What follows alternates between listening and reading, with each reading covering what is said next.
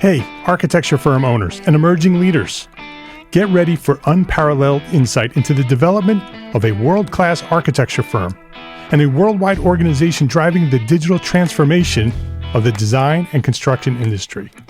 With Build Smart, the podcast that's changing how our profession operates. We share the incredible stories behind innovation in the building industry with my friend and co-host, Patrick McLeamy, FAIA, former CEO of the international architecture firm, HOK. You know, Yamasaki's office or firm lasted during his lifetime.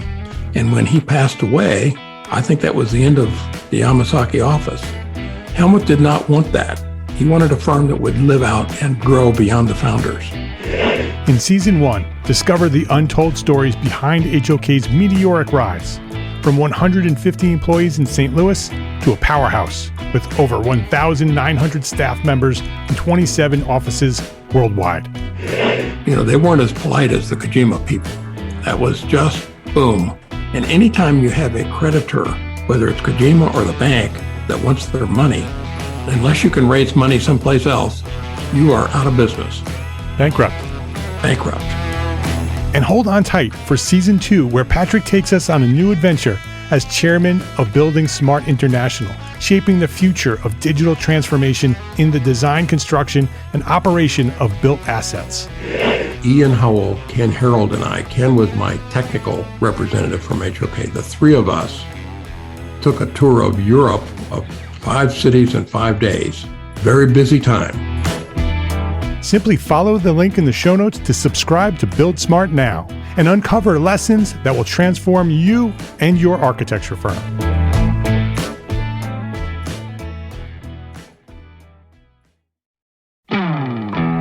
Hey, architecture firm owners and emerging leaders. Get ready for unparalleled insight into the development of a world-class architecture firm and a worldwide organization driving the digital transformation of the design and construction industry. With Build Smart, the podcast that's changing how our profession operates. We share the incredible stories behind innovation in the building industry with my friend and co-host, Patrick McLeamy, FAIA, former CEO of the international architecture firm, HOK. You know, Yamasaki's office or firm lasted during his lifetime. And when he passed away, I think that was the end of the Yamasaki office. Helmut did not want that. He wanted a firm that would live out and grow beyond the founders. In Season 1, discover the untold stories behind HOK's meteoric rise, from 150 employees in St. Louis to a powerhouse with over 1,900 staff members and 27 offices worldwide. You know, they weren't as polite as the Kojima people. That was just boom. And anytime you have a creditor, whether it's Kojima or the bank, that wants their money, unless you can raise money someplace else, you are out of business. Bankrupt. And hold on tight for Season 2, where Patrick takes us on a new adventure as chairman of Building Smart International, shaping the future of digital transformation in the design, construction, and operation of built assets. Ian Howell, Ken Harold, and I, Ken was my technical representative from HOK. The three of us took a tour of Europe of 5 cities in 5 days. Very busy time. Simply follow the link in the show notes to subscribe to Build Smart now and uncover lessons that will transform you and your architecture firm.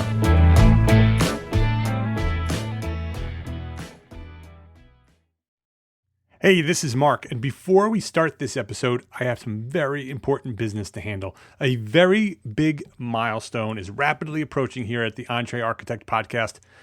Episode 100. It's only a few weeks away, and I want to make that episode a very, very special episode. And I want to make that episode the best episode of all of them, all 100 of them. So here's my idea. On episode 100, I want to feature the best guest yet.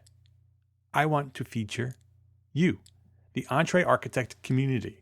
So here is your mission, should you choose to accept it. Click on your voice memo app. On the iPhone, you'll find the voice memo app in the utilities group with your calculator and your compass. And I'm sure that The Android device has one too, and I don't know where to find it, but I'm sure they have it. So just click on that voice memo app, hold the phone up to your mouth like you're speaking on the telephone in order to ensure a nice, crisp, clear recording, and record your answer to this simple question. This is a simple question. What is the one thing that you did this year to improve your business, your leadership, or your life? It's pretty wide open. I just want you to share what you know. Share what you know. Share one tip, one technique, one system or suggestion that made your world a little bit better this year. So record your answer to that question. What is the one thing that you did this year to improve your business, your leadership, or your life? And email that audio file to me at support@entrearchitect.com. It's simple. If you go to the voice memo app, it's pretty clear on how to record it and how to send it. So take a few minutes to do this right now, even before you start listening to this episode, and episode 100 will be the best episode yet. I can't wait to hear your voice on the Entre Architect podcast. This is the Entre Architect podcast, episode 95.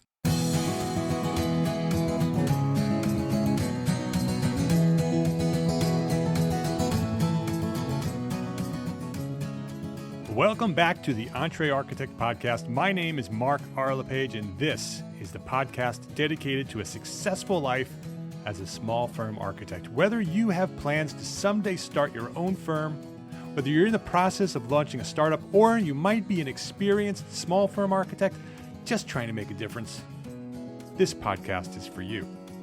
My goal is to inspire you to build a better business so that you may pursue your purpose with passion and live the life of your dreams.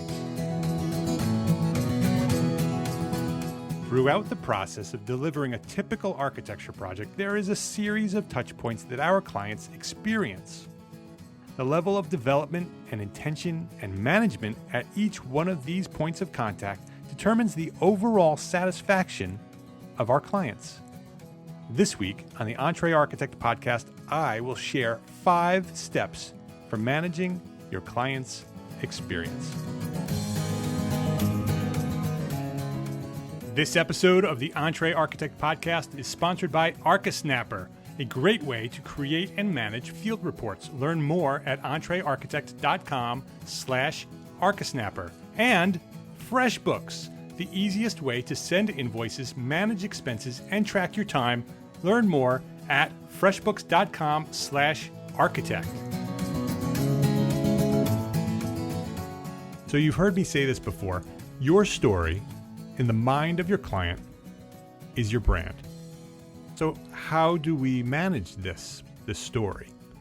The story is told to your client one chapter at a time through everything you do, everything you say. At every point of contact, your client is learning more about who you are and what you do. They're developing their thoughts and their opinions about your firm at every step of the process. It's an overwhelming process. It's with barriers and obstacles, and they're concerned and they're overwhelmed throughout the entire process. And the more we define these obstacles and develop systems that successfully glide and guide our clients through this process with comfort and understanding, then the stronger our brand will be. The story our clients tell their friends will be the story that you want told, not the story that they've come to experience without any intention, without any thought. You want to tell your story. You want them to tell your story. So this needs to be managed. This needs to be created. This story needs to be written one chapter at a time throughout the entire process, from the point they learn about your firm until forevermore. That's how many chapters you need to write. So how do we do this? How do we identify all of these touch points in order to develop a way to manage this client experience? This client experience is coming. You need to look at this from the mind of the client. We've gone through how do you manage a project. This is not project management. This is managing the experience of your client. And the experience of your client happens within your client's mind. So you need to put yourself in the shoes of your client. You need to imagine what it's like to start a project without any idea how this project is going to work, have any idea how fees work, how the process works, how anything works. So how do we manage this process? And how do we identify these touch points?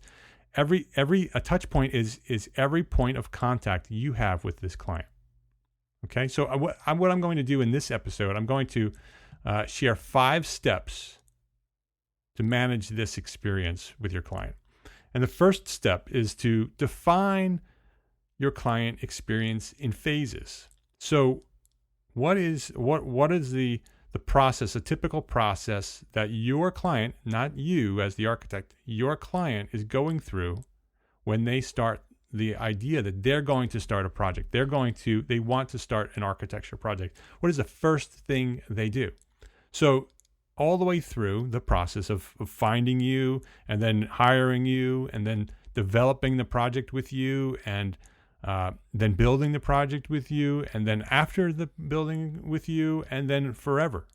So define number one, the step number one in the 5 steps to manage your client's experience is to define your client's experience in phases. So in my projects, I'm a residential architect, my projects have 12 phases from the client's point of view. From my point of view, we have 5 phases, maybe 6 phases. But from a client, there are 12. And they are in order of sequence, pre-contract. So there's a period before, from when they're looking for you until they sign a contract. That's phase 1. Then the contract itself, the process of going through the process of signing a contract and understanding it and negotiating it is 2. The third phase would be pre-design. The 4th phase would be schematic design. So pre-design is what happens before we start actually designing. So all of the information gathering would be pre-design.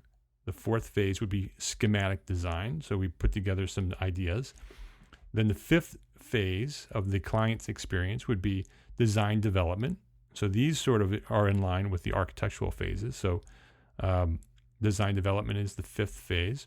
The 6th phase is construction documents, again, pretty much in alignment. And then the 7th phase is bidding. So after the construction documents are done, the 7th phase that a client will go through is a bidding process. How does that work? Then the 8th phase is permitting. How do we permit this project? How do we get the permission to build this project? The 9th phase is the construction process itself. So they have that entire phase. The 10th phase is post-construction. What happens with this client from the client's experience with you in this project? What happens after construction? So that's the 10th phase in the client experience phase. The 11th phase is a follow-up. So the project is finished. What happens after the project is finished? Then there's a follow-up. You check to see how that client is doing after the project is completed. And then the 12th phase is consistent contact forevermore. So if you want to have another project with this client, you want to have consistent contact at a regular basis. You want to have some sort of contact with this client. So those are the 12 phases within my process as an architect from the client's point of view. 12 phases: pre-contract, contract, pre-design, schematic design, design development, construction documents, bidding, permitting, construction, post-construction, follow-up, and then consistent contact. And I suspect that those phases are probably pretty consistent with your firm as well. Those are the same steps and the same phases that your client experiences from their point of view each time you enter a project with a client. Those are the phases that your clients are going through, most likely. They are the phases that my clients are going through. So that's the first step in managing this client's experience. You need to identify What are the phases that our clients are experiencing? That's the first step.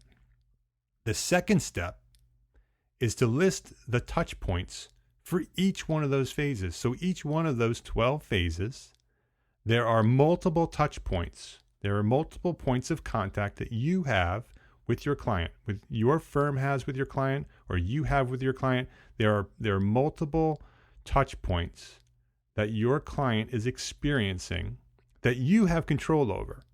Every one of these touch points, you as the architect, as the business owner, have control over how this touch point is handled. You may neglect to manage it. You may just let it happen. Many of them you probably do. Others, you probably have some sort of system to control the way those processes work. But the goal is to list all of the touch points. So imagine yourself in the shoes of your client, and what are all of the touch points, every single point of contact that your client has with your firm and your process. What is every single touch point that your client has? So that's the second step. So let's take pre-contract. So the first phase, let's take that as an example, and I'll break that down into touch points so you kind of understand where I'm coming from. So let's say a pre-contract. So a client, when they're looking for, I'm a residential architect in Westchester County, New York. So most likely, and many of our clients find us through the internet. And the first thing they do, they go to Google, they search Westchester Architects, enter, and they see what pops up. That is the first point of contact that our clients may have with our firm.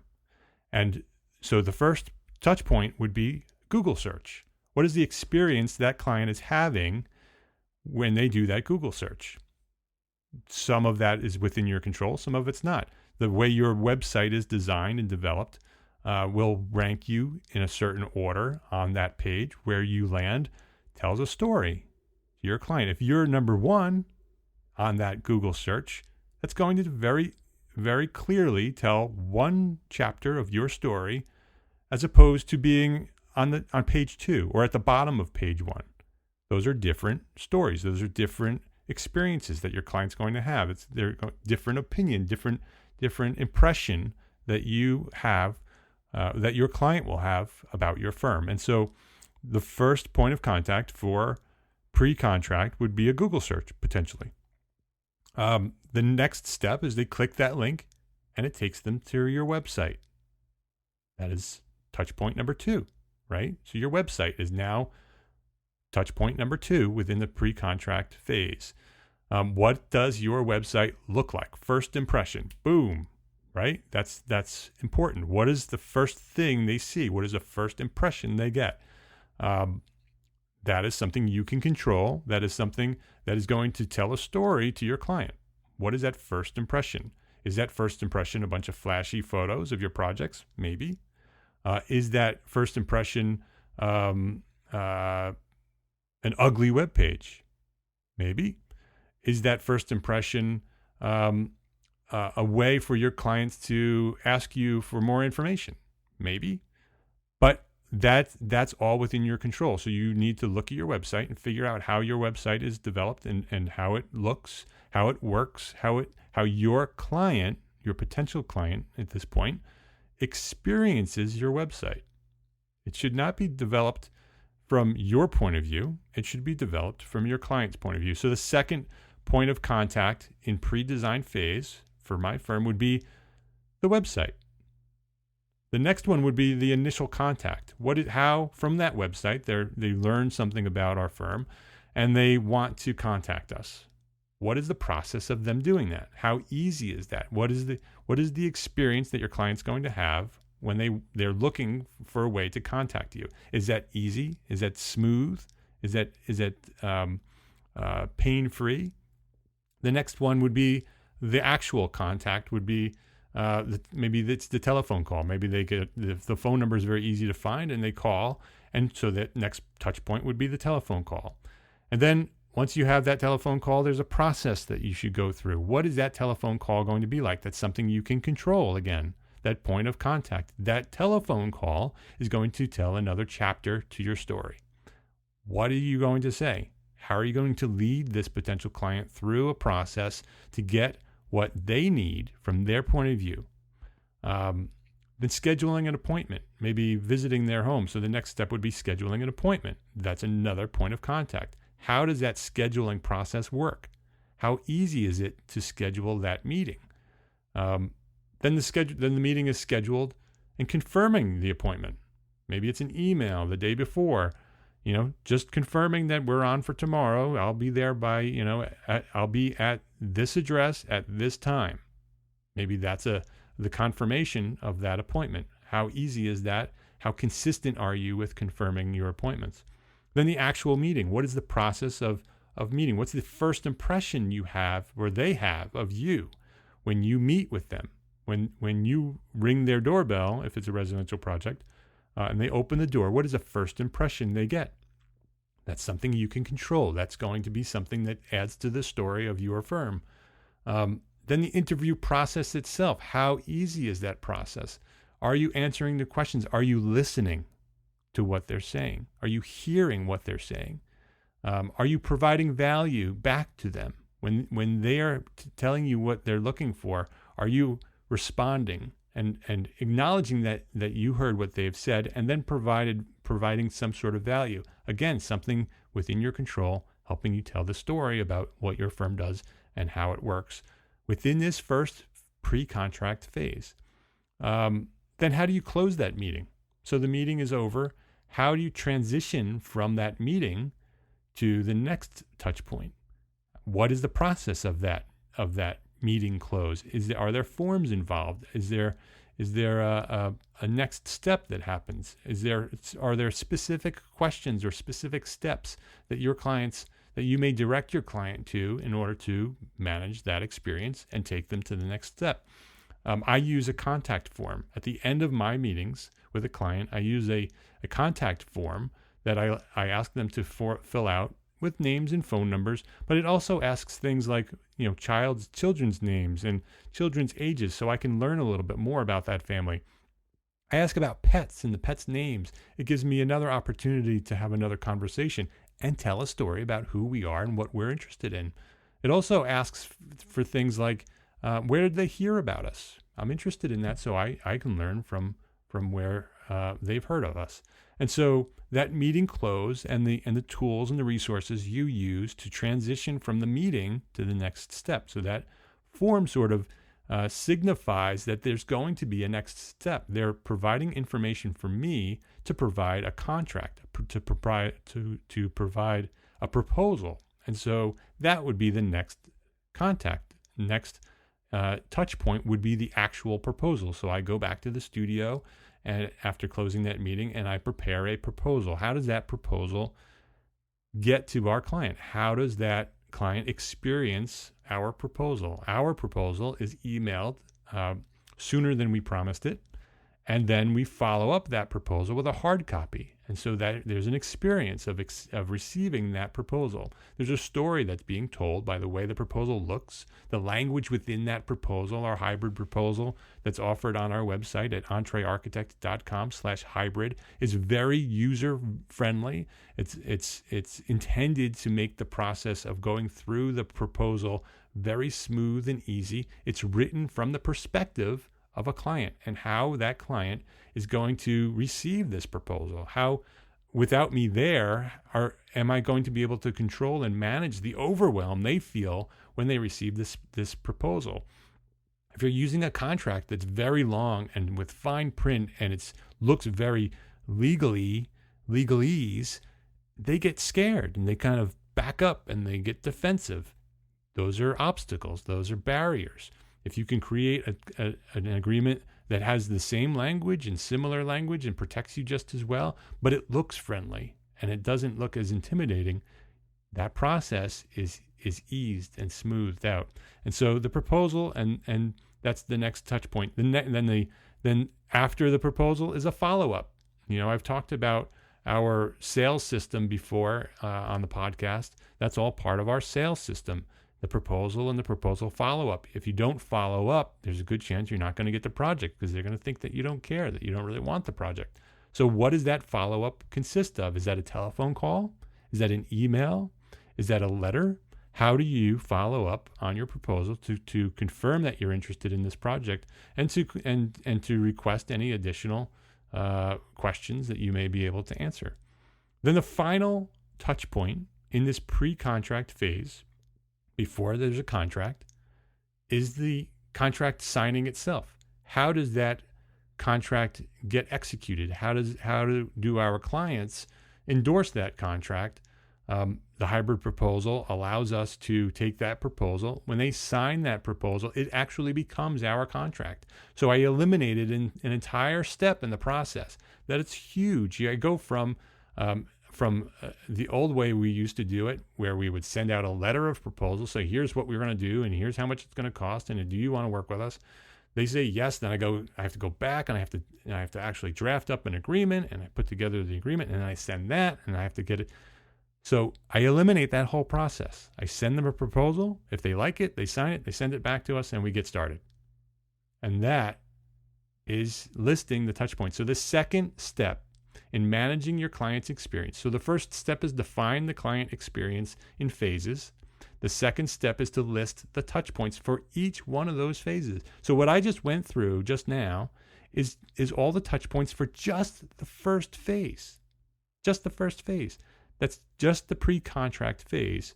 So you want to go through that process for every one of those phases. Every one of those 12 phases has touch points just like that. So go through that process from the viewpoint of your clients and put together the list of touch points. That's the second step in managing the process, is to list the touch points for each phase. Let's take a quick break here to say thank you to ArcaSnapper and FreshBooks for their support as platform sponsors of EntreArchitect. Because as platform sponsors, these companies have provided funding and support for our overall mission to become an influential force in the profession of architecture. They recognize the need for small firms to build better businesses in order to be better architects, and I want to say thank you. ArcaSnapper is a simple tool for creating and managing field reports. With ArcaSnapper, architects draft field reports on site using their phone or tablet. ArcaSnapper is easy to use and it saves a lot of time. I put ArcaSnapper to the test myself and I love it.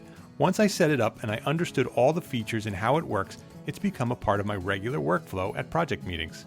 I take notes, I shoot photos, I sketch my thoughts right on top of the photos, and it's all automatically uploaded to the cloud. Once I get back to the studio, I log in at my desktop, click a button, and my field report is ready to go. ArcaSnapper. Grow your business instead of struggling with field reports. If you want to learn more about ArcaSnapper and get a free 30-day trial, visit entrearchitect.com/ArcaSnapper. And FreshBooks. You've heard me over and over again say profit, then art. The systems are what make a difference in a well-functioning, profitable firm. Mastering some of the less creative tasks, like staying on top of our invoices and tracking our time, is a really crucial part of running our firms. And this is where FreshBooks, our friends and our platform sponsor, can help in a big way. FreshBooks is the amazingly simple invoicing solution perfectly suited for creative professionals who need to focus on their work and not their paperwork. Creating and sending invoices, tracking your time, and managing your expenses will become the easiest part of your day, and you'll probably end up wondering why you didn't start sooner. If you have questions, help is free, forever.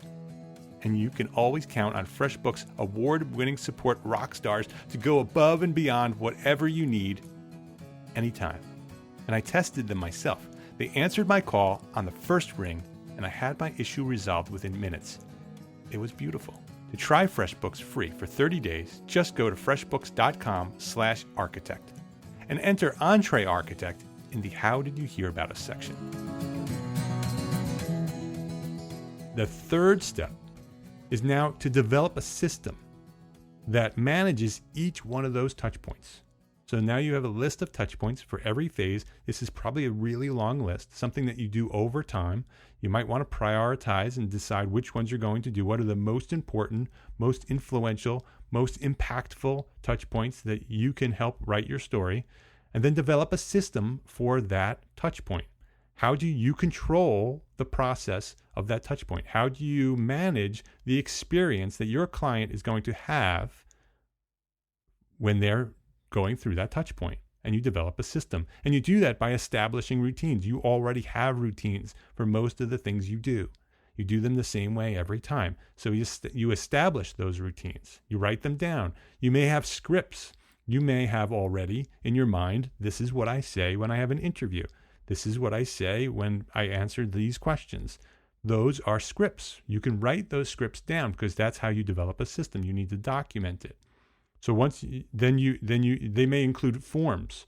They may include tools. What are the best tools that you would use to best manage that touch point from your client's point of view? Is the telephone call the best? Is an email the best? Is a hard copy letter mailed the best? Are there cloud-based tools that you can use that best manages that client's experience? So what are the best tools that you can use? And then you have your routines and your scripts and your forms and your tools. Now you want to document that system. You want to put it in writing. And this is how we do it every time. You document that system in writing and you add it to your standard operating procedure manual, your SOP manual, your standard operating procedures. And each time you do this, you'll develop another system for another touch point. You'll put it in your manual, and your standard operating procedure manual will become the way your firm works. It will help you when you hire clients or hire employees. You can show them this is the system, this is how we do it. It'll make your firm more valuable when you go to exit that firm, when you retire or you want to sell that firm. You have a documented manual of how we do it. That's where the asset of your firm is born, in that manual. It shows the way you do your work.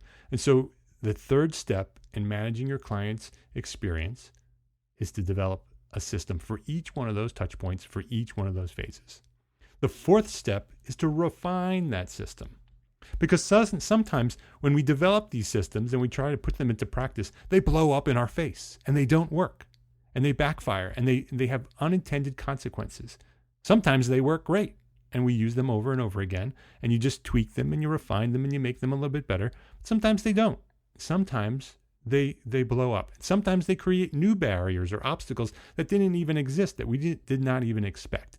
So part of this process is to refine that system. When those things happen, when the system backfires, that's okay.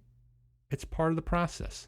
You just learn from your mistakes, you revise the system, and you refine it, and you make it work better. You solve the problems that had problems, you eliminate the barriers, and you refine it. Your systems should be living. They should be a continuously evolving process of refining and improving your systems over and over and over again. Every time a client experiences something that's not part of your overall process yet, and it's better than the way you're doing it, go back and refine that system. Make it better. It should evolve as your firm evolves. It should become better as your firm matures and you learn more about the process and how your clients experience the project. Your systems should get better as well. So the fourth step in the 5 steps to managing your client's experience is to refine that system. So the first step, again, is to define the client experience in phases. The second step is to list the touch points for each one of those phases. The third step is to develop a system.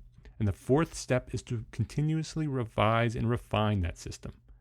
And then the next step, the fifth step, the final step, the most important step in any process is action.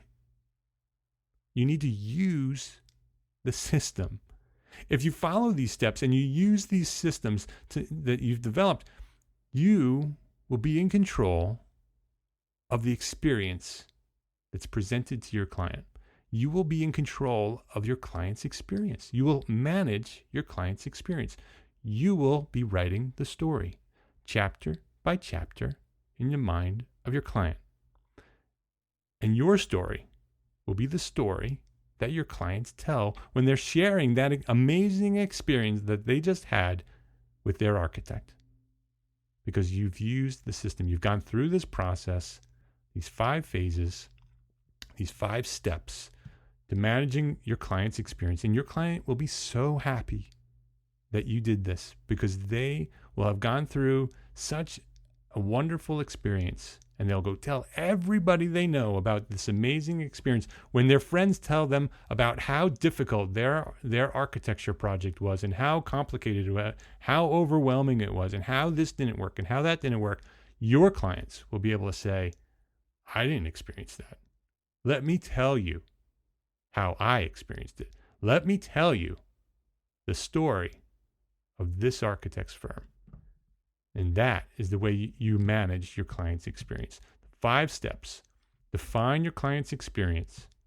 List the touch points. Develop a system for each one of those points. Refine the system, and then use the system.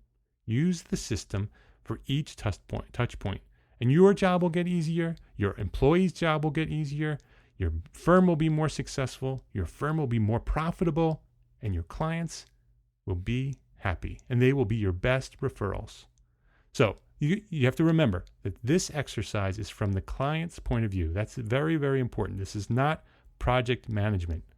This is managing the experience of your client. You need to put yourself in the shoes of the people you serve.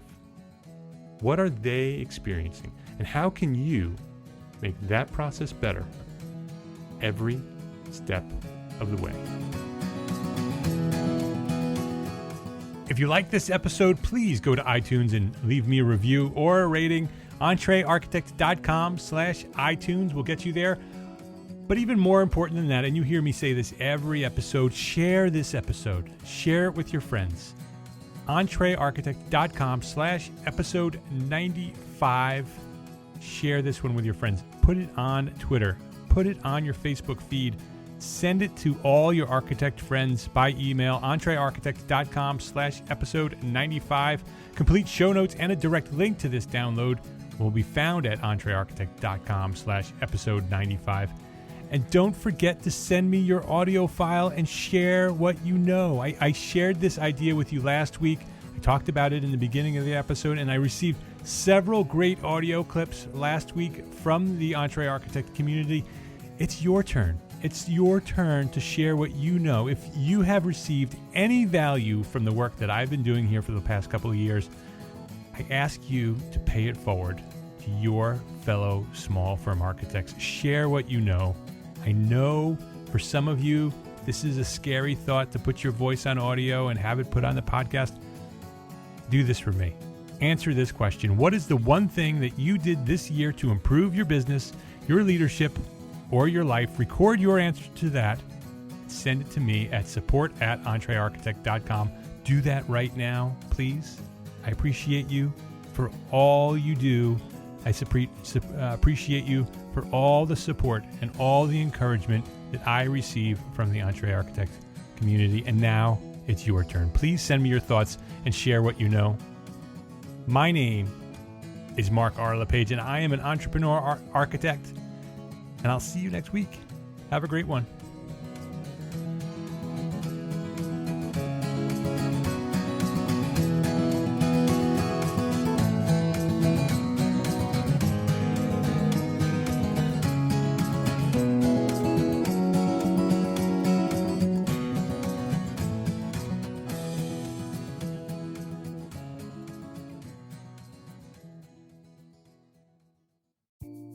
Imagine earning continuing education credits while doing exactly what you're doing right now. Well, you can. Gable Media has revolutionized the way you earn your continuing education credits with a groundbreaking approach. Forget running around town and scouring the internet for credit-worthy courses. Fulfill your CE requirements effortlessly by listening to engaging podcasts just like the one you're listening to now. Our podcasts are designed to educate, entertain, and inspire, all in a user-friendly environment. But wait, there's more. Architects, Gable Media is also approved as an AIA continuing education services provider. Upon completion, we handle everything From reporting your hours directly to the AIA to storing your certificates in your personal Gable Media profile for your self-reporting needs. So follow the link in the show notes and start earning your credits in the most innovative and entertaining way possible with Gable Media. Attention architects and creative minds, get ready to supercharge your brand with Build Your Brand, the podcast that's unlocking the secrets of branding success for creatives. Hey there, it's Mark Arlepage, founder of Entre Architect, and I'm inviting you to join my friend, architect marketing expert Jeff Eccles at Build Your Brand podcast, where he explores the captivating stories of the world's top brands and transforms their lessons into powerful moves for small firm architects and creatives like you. In Season 1, Jeff shares the thrilling tale of Southwest Airlines, where he dissects their journey to the summit and distills it into strategies tailor-made for you. It's important to keep in mind that companies like Southwest compete in the real world, just like you, and face real-world challenges, just like you. You might be surprised at how similar those challenges are to the struggles that you grapple with on a day-to-day basis. Don't miss out on your blueprint for success. Subscribe, tune in, and let's build your brand together. You may have noticed that the very best brands in the world are also known for having somewhat unique corporate cultures. That's often the glue that holds everything together when they encounter those rough spots. We don't do it because it inconveniences the passengers to whom we are primarily dedicated, the short haul, frequent flyer. Follow the link in the show notes to subscribe to Build Your Brand today. Remember, no matter the size, the journey's the same. Your brand's journey to the top starts here.